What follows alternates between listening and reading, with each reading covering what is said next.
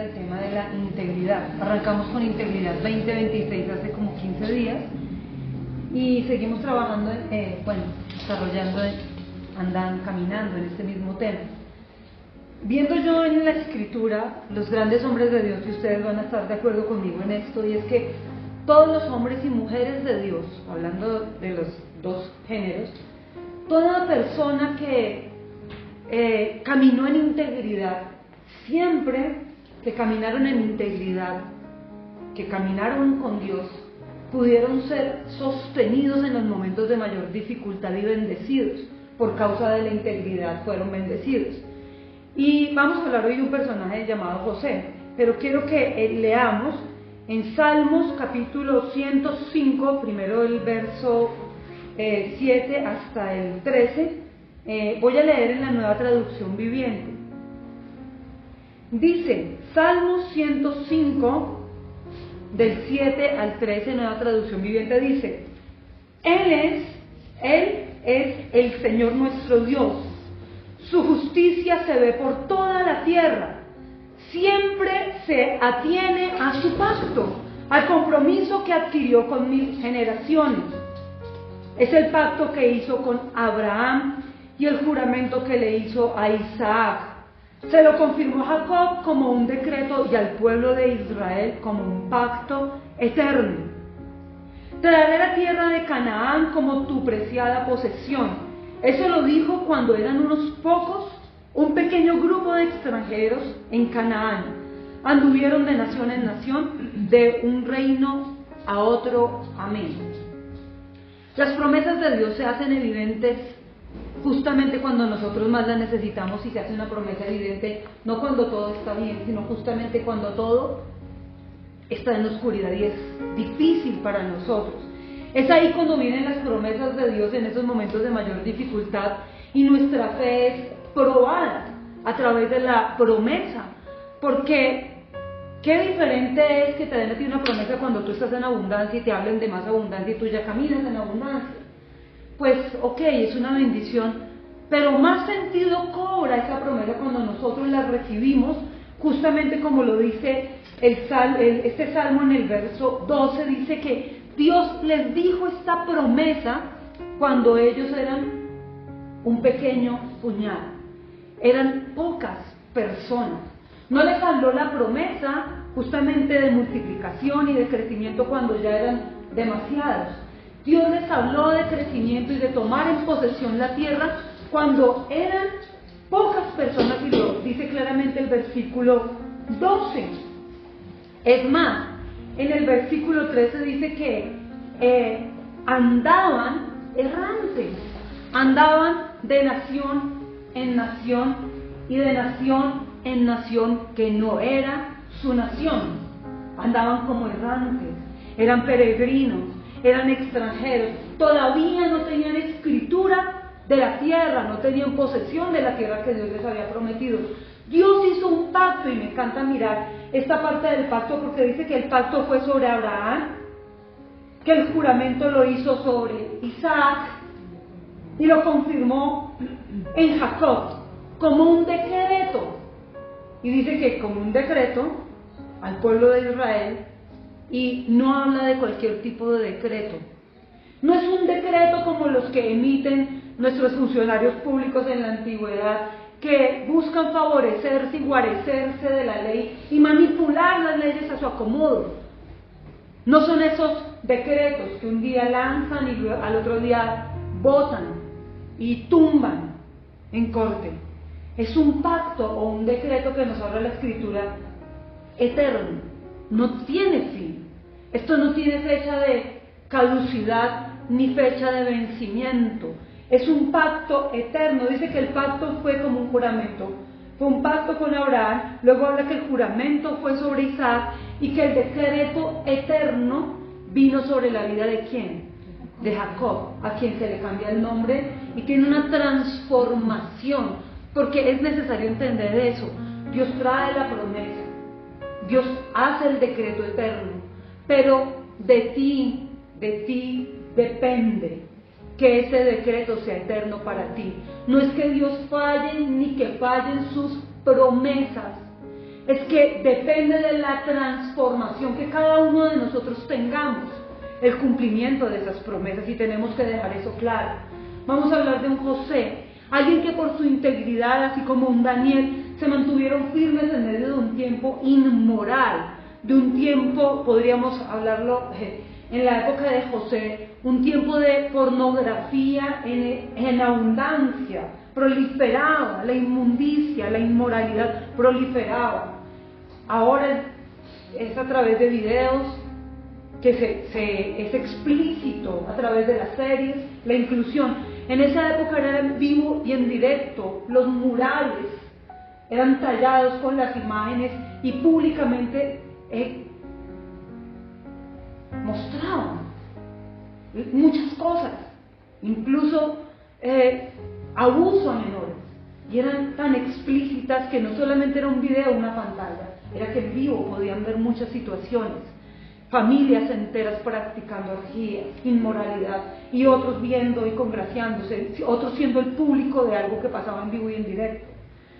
Estamos hablando de que eran tiempos difíciles, porque muchos dirán, es que este tiempo es difícil. Sí, es cierto, han pasado muchas cosas ahora mismo que son señales propias de los últimos tiempos. Miren lo que está pasando en Medio Oriente ahora mismo, hoy mismo. Esto es parte de las señales de los últimos tiempos, tiempos finales que estamos viviendo, pero no podemos desconocer que en esa época también había inmoralidad, y que si había gente que en medio de la inmoralidad se mantenía fiel, se mantenía firme, era porque entendían que de su transformación dependía que el cumplimiento de la promesa se hiciera legal sobre ellos, que ellos eran los únicos responsables de que viniera el cumplimiento de Dios sobre ellos.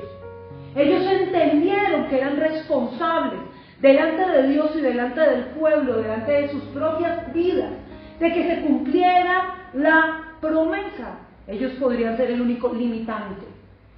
Y acá vamos a entender algo. Cada persona decide qué tomar y qué desechar. Cada uno decide. Esto no depende de Dios. Y disculpen que les diga esto. Tal vez alguno diga, pero ¿cómo así? Porque Dios es soberano. Es majestuoso y soberano. Él no se limita como se limitan los hombres a fronteras geográficas. Él es soberano sobre el universo. Pero asimismo el Dios soberano respeta tu libre albedrío, tu libertad para escoger o para desechar, para abrazar o para dar la espalda. Dios no obliga a nadie a que lo amen. Dios no está mendigando el amor de nadie. Él es Dios. Él es Dios, simplemente Él es Dios. Y Él no está mendigando tu tiempo. Él no está mendigando que tú ores en las mañanas. Él no está mendigando que tú pases tiempo meditando en su palabra. Él no te mendiga a ti, nada, ni a nadie. Él es Dios soberano. Y aún así, siendo el Dios soberano, Él respeta a cada persona en su individualidad y su propia esencia. La libertad para escoger. Pero aquí tenemos que ser claros y comprender algo, y es que somos responsables de que el cumplimiento de la palabra y de su promesa sobre mi vida, porque yo no puedo escoger por otros, yo no puedo decidir por nadie, yo tengo la única responsabilidad de decidir por mi propia vida, por mi llamado, por mi asignación, por mi propósito, por mi servicio aquí en la tierra a Dios, por mi adoración a Él. Yo no puedo escoger esto para nadie. Quisiera, no puedo. Yo decido por mí y es mi responsabilidad. Entonces, vemos acá cómo se decreta una promesa y un pacto. Luego en el Salmo, en el verso 14 del mismo Salmo, vamos a leer hasta el verso 19, misma versión, dice: sin embargo, Él no permitió que nadie los oprimiera. A favor de ellos les advirtió a los reyes: no toquen a mi pueblo elegido, ni hagan daño a mis profetas.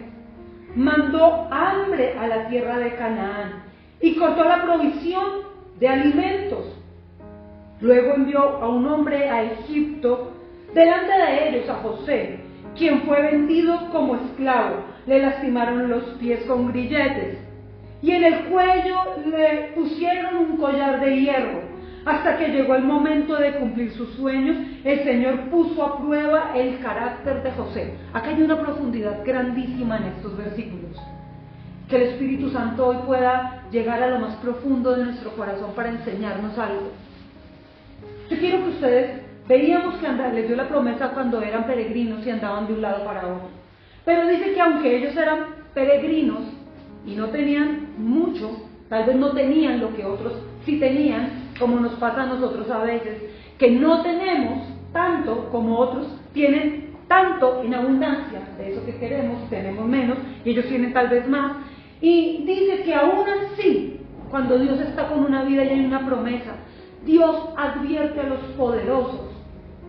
No van a oprimir, no pueden tocar a lo que es mío, a lo que a mí me pertenece.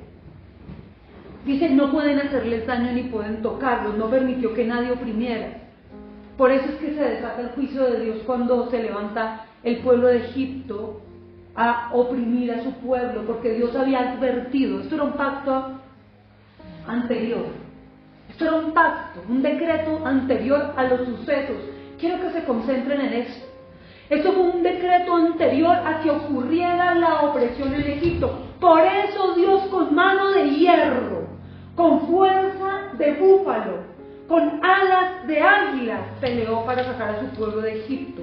Porque aquí se estaba atacando la promesa que Dios había establecido para el pueblo. Aquí se estaba atacando la promesa. Y cuando alguien ataca en ti la promesa, no te ataca solamente a ti, está atacando al Dios de la promesa. Y cuando atacan al Dios de la promesa, entra con mano fuerte para pelear y romper todo yugo de opresión que quiere dañar y esclavizar tu vida. Y esto es una promesa de Dios. Y entonces dice que Dios advirtió esto y dice, miren el verso 16 por un momento, dice en el verso 16, mandó hambre a la tierra de Canaán y cortó la provisión de alimentos. Cortó la provisión. En la NBV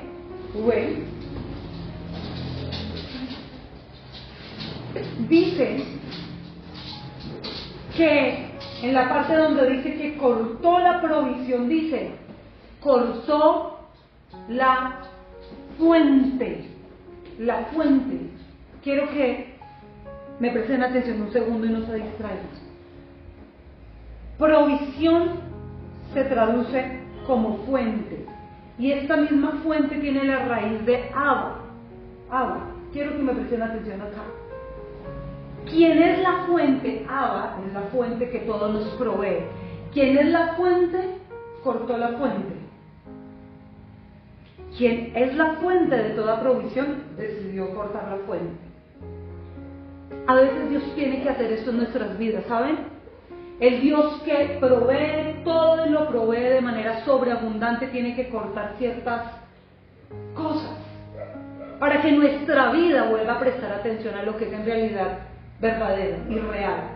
El que es la fuente, corta la fuente para que nosotros volvamos a la raíz, volvamos a Él por completo, porque nosotros como seres humanos tenemos una tendencia demasiado errada, y puedo decir que es hasta pecaminosa, porque resulta que tenemos la tendencia a enamorarnos de las bendiciones de Dios.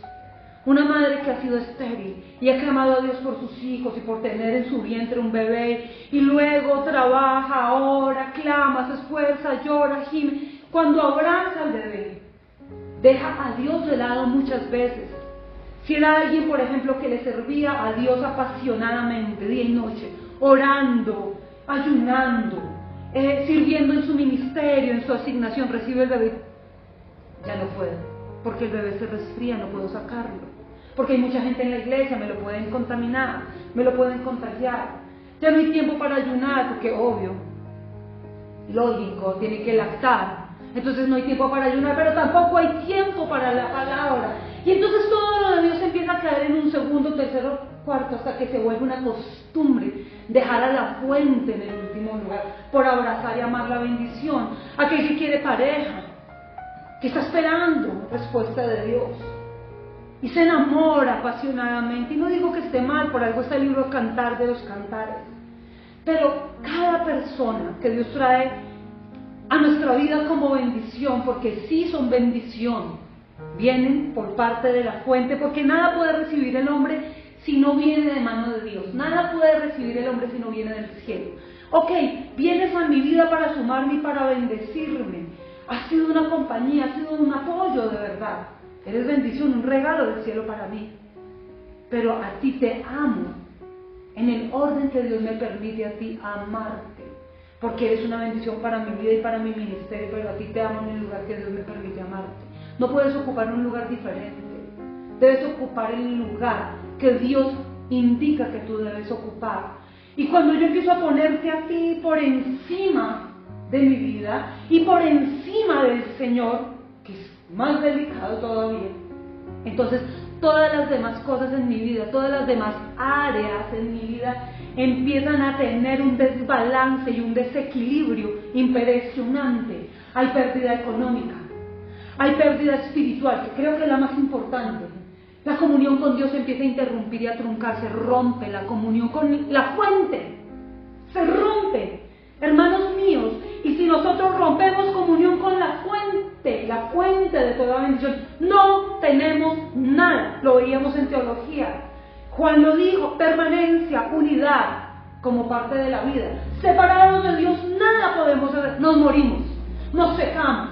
Sin Dios no hay nada. Y si rompemos comunión con la fuente, si hay pérdida con la fuente, empezamos a hacer cosas absurdas, ilógicas.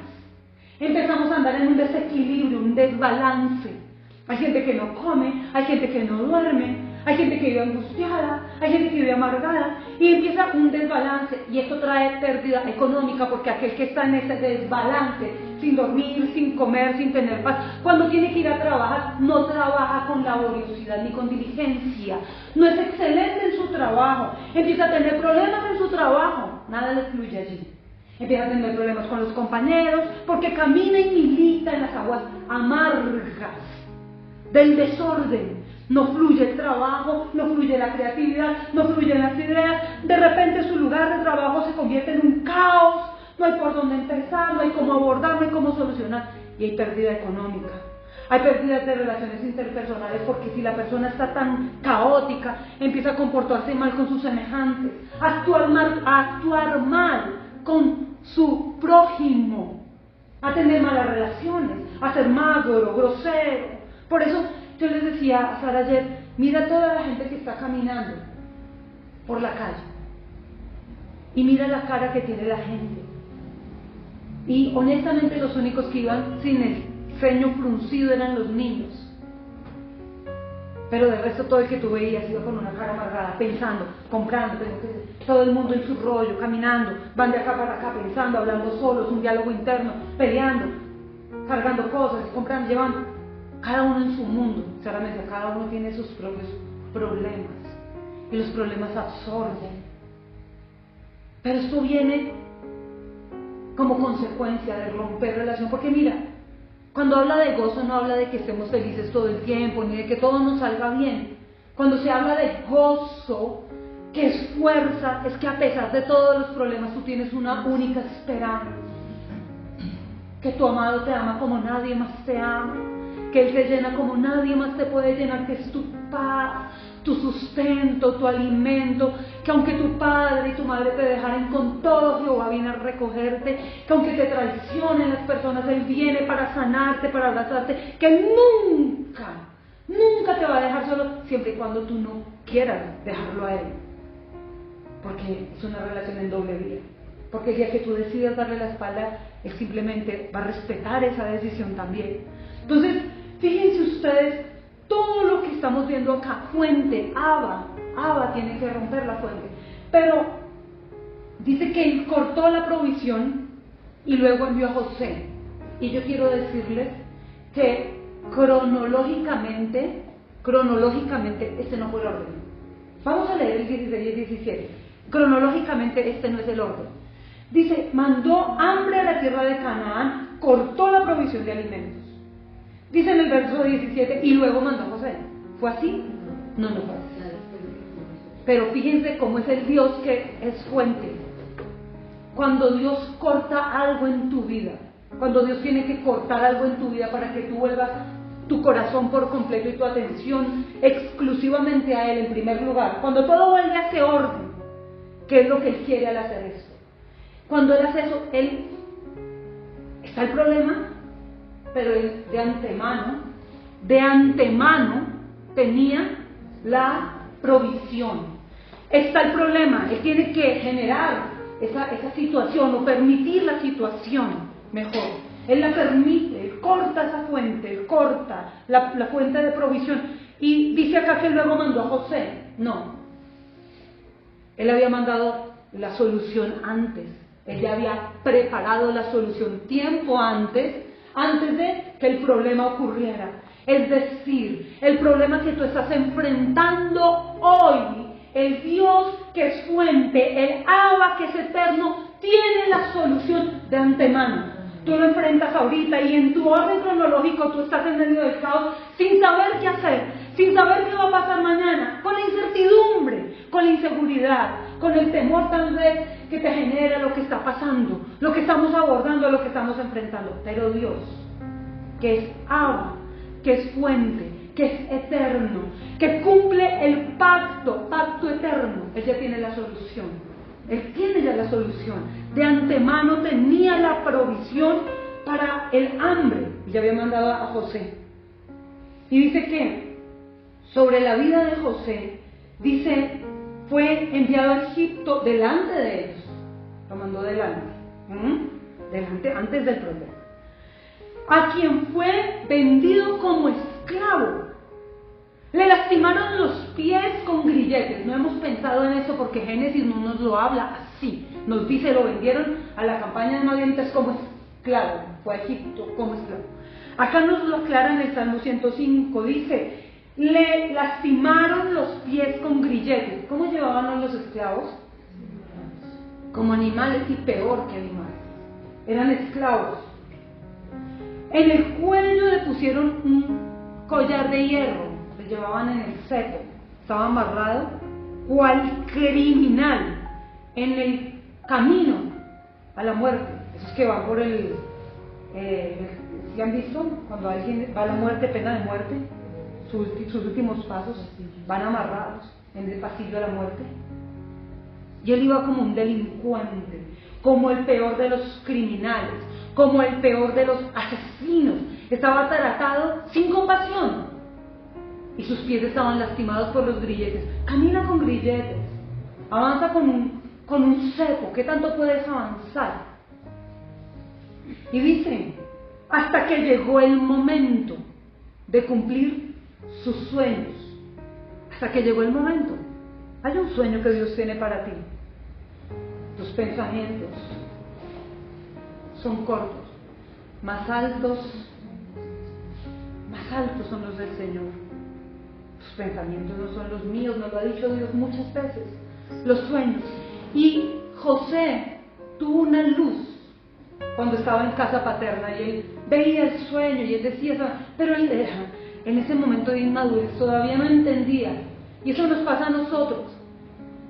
En medio de la inmadurez Dios nos entrega una promesa y no la entendemos. Pero para llegar al cumplimiento de esa promesa debemos pasar un proceso, que es lo que queremos evitar, de transformación, un proceso, para que se cumpla el sueño tuyo, el sueño que Dios tiene contigo, no es el tuyo, es el que Dios tiene contigo. Y déjame decirte que el sueño que Dios tiene contigo es muchísimo mejor al sueño que tú tienes sobre tu vida. El sueño que Dios tiene contigo es bueno, es excelente. Él es un Dios bueno, Él es bueno. Nuestro Dios es bueno y nunca deja de ser bueno. Dice que Dios puso a prueba el carácter de José. Y en la NBV, Nueva Biblia Viva, dice que le probó el carácter y dice luego, le probó la paciencia a José. Y acá es donde nosotros vamos a mirar. ¿Qué es probar? En hebreo y en griego prácticamente, lo comparas y es prácticamente lo mismo. Probar es refinar, es fundir, ¿Saben qué refinar? Fundir, para demostrar que es auténtico, puro y sin diluir. ¿Saben? Fundir algo para demostrar que sí es auténtico, para demostrar que el material de que estás compuesto es puro, que no está diluido. Dios quiere gente íntegra, íntegra, íntegra, gente que no está diluida. Esta agua está pura, está limpia, pero si tú le pones algo acá, cualquier partícula de cualquier cosa, la contaminas. Y lo que quiere el Señor decir es integridad, transparencia en tu vida.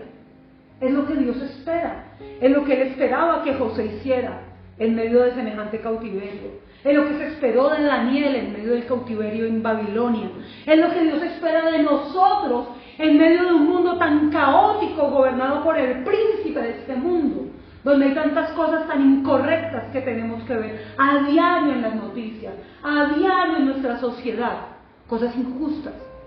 Y Dios está probándote a ti en medio de este desierto, te está refinando, te está fundiendo para que se demuestre en tu vida que tú eres puro, auténtico y que no estás diluido, que no estás mezclado con otras cosas, con otras doctrinas, con otro tipo de enseñanza, que tu doctrina es pura, que tu doctrina tiene que ver 100%, la palabra de Dios te gobierna.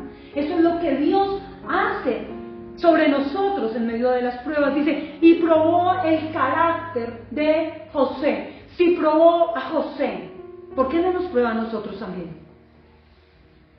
Pruebas.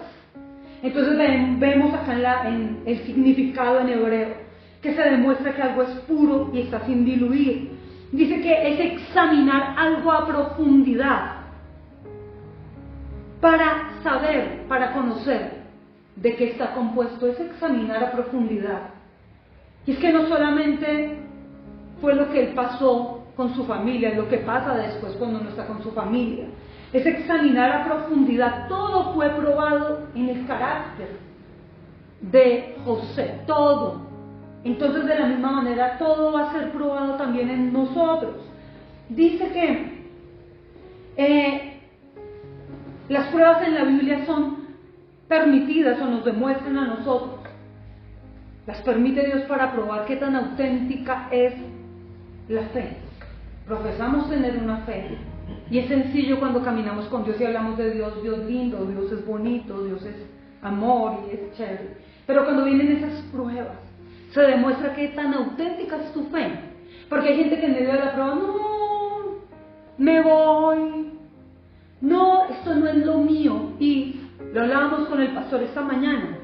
Para excusas tendríamos 1000 excusas para decir, hasta acá vamos, no más. No más, porque de verdad que han pasado cosas y cualquiera de ellas, por grande o pequeña que sea, la podemos usar como un argumento y sacar de ahí, de una de esas, 1000 excusas para decir no sirvo más a Dios, ya no sigo más con esto, abandono, hasta aquí, fue muy linda la experiencia, chao, chao. Y acá se revela en medio de la prueba que tan auténtica es su fe. Mucha gente es probada, todos sin excepción somos probados, pero muchos tienen pruebas en áreas donde tal vez no es tan visible, a otros es más visible la prueba, a otros simplemente la prueba es resistencia, quedarte firme, firme, firme, quedarte, todo se está desmoronando, pero tú te quedas, y esa es la mayor prueba de tu fe, que te quedaste, que sigues, tal vez no avanzas a la velocidad que otros avanzan, porque otros avanzan, y tú ves cómo avanzan y tú dices, pero ¿qué pasa? Y tú sigues ahí en el mismo punto, y estás ahí anclado, pero estás anclado a la roca eterna, y tal vez no tienes mucho avance como se ve en otros, pero tu avance consiste en que has permanecido fiel y firme, a pesar de todo lo que te ha golpeado, porque han venido tempestades, han venido lluvias, aguas de lo más profundo, por todo lado te ha golpeado, todo, y a veces todo te golpea al mismo tiempo. Y tú sigues ahí, aguantando, resistiendo, y eso demuestra carácter, y eso demuestra un avance, aunque en términos de la gente normal, ¿Pero qué tiene? ¿Pero qué ha conseguido? Pero usted lleva tantos años en esta iglesia, pero usted es cristiano hace tanto tiempo, ¿por qué sus problemas no se han solucionado? Si fulano de tal empezó, ni siquiera va de vez en cuando, o acabó de ir, lleva un mes y todo se le compuso. Ok, fulano de tal es fulano de tal, yo soy yo. Y la prueba que a fulano de tal Dios le permitió es diferente a la prueba que Dios me permite vivir a mí.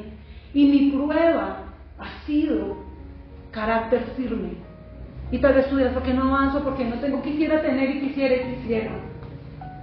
Pero tú has demostrado tu fe en permanecer, a pesar de... En términos humanos la gente te va a medir por las cosas que humanamente miden.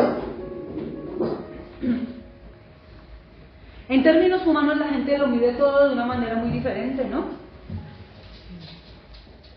En términos humanos lo miden en términos de joyas, popularidad, likes, seguidores.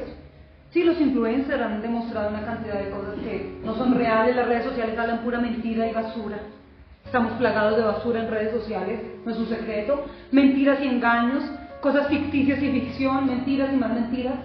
Y la gente del mundo mide todo por términos del mundo.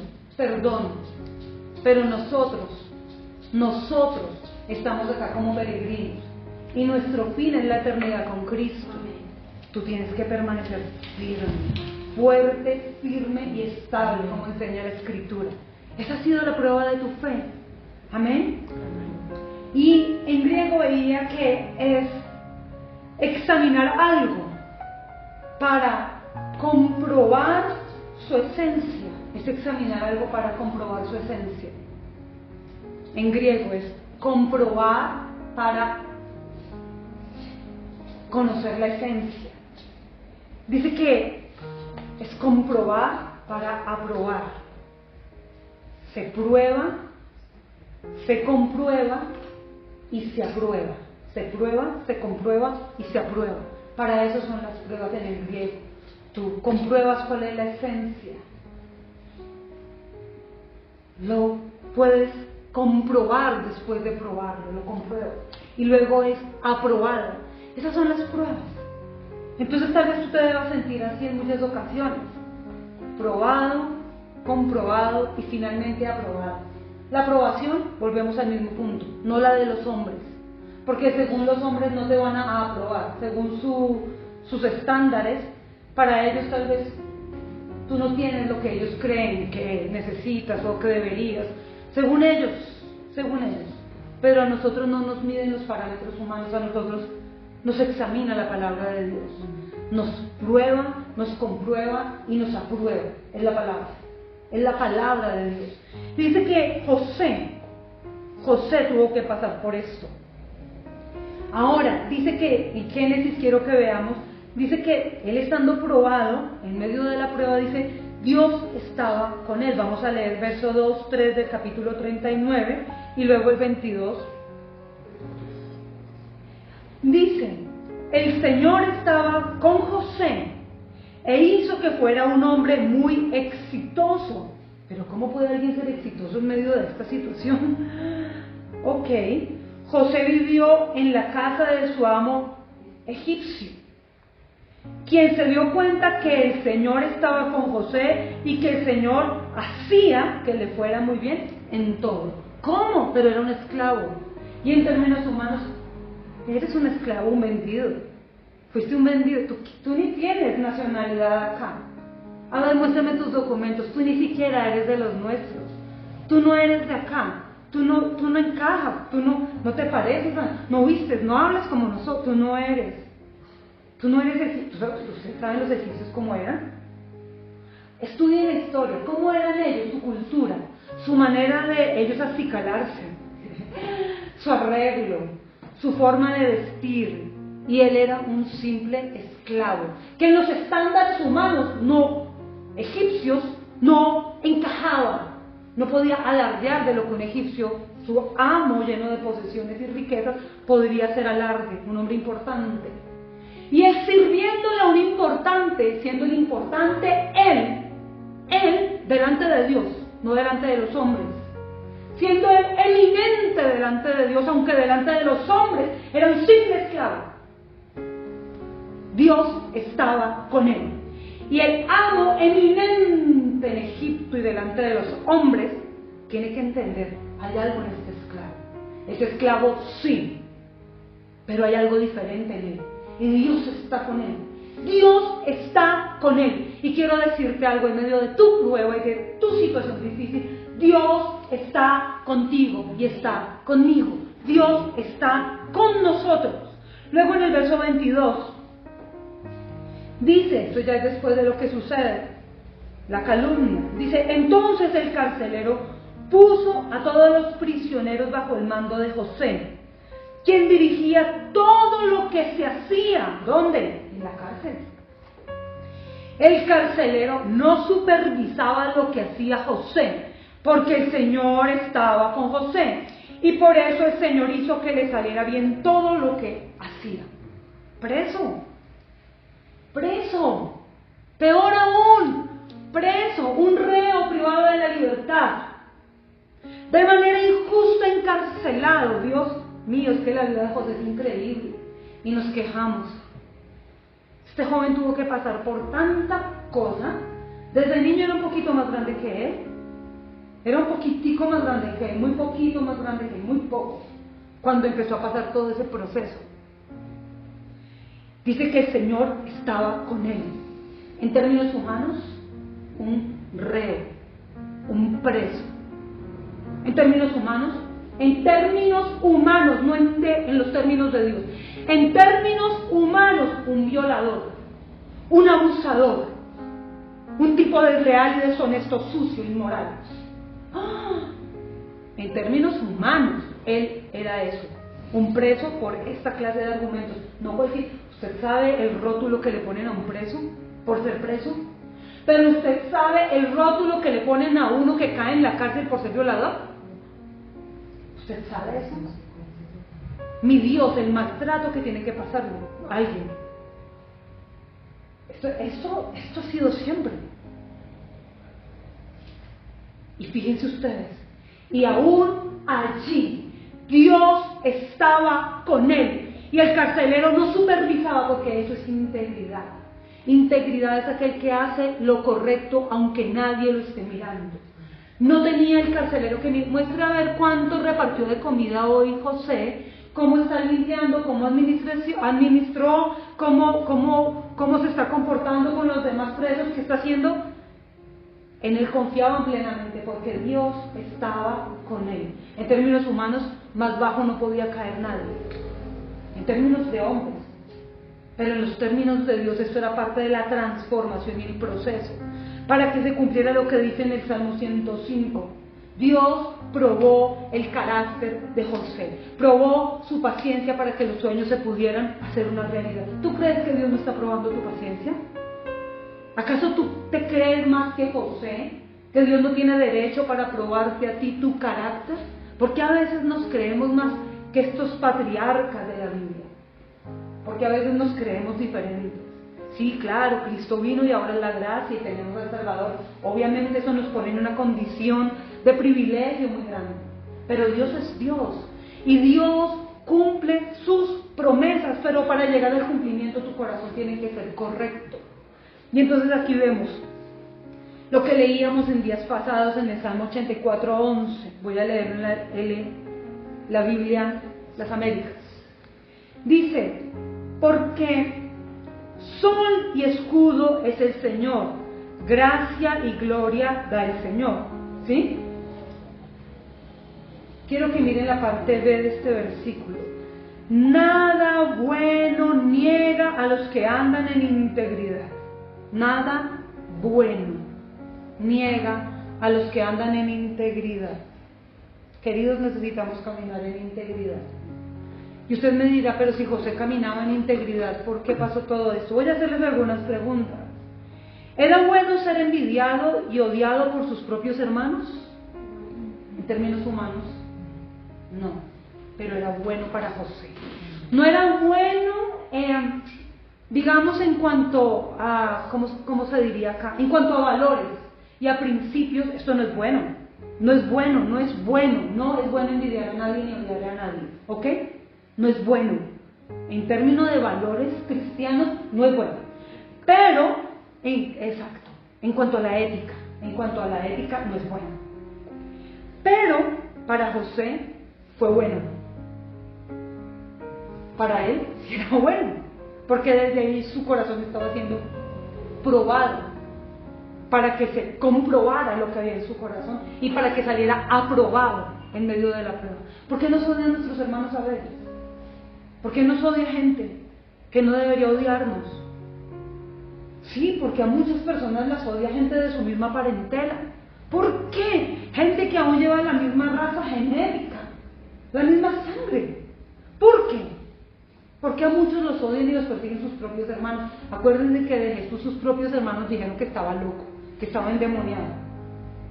Acuérdense cómo atacaron los hermanos de Jesús a Jesús. Entonces, ¿era bueno ser envidiado y odiado por sus hermanos?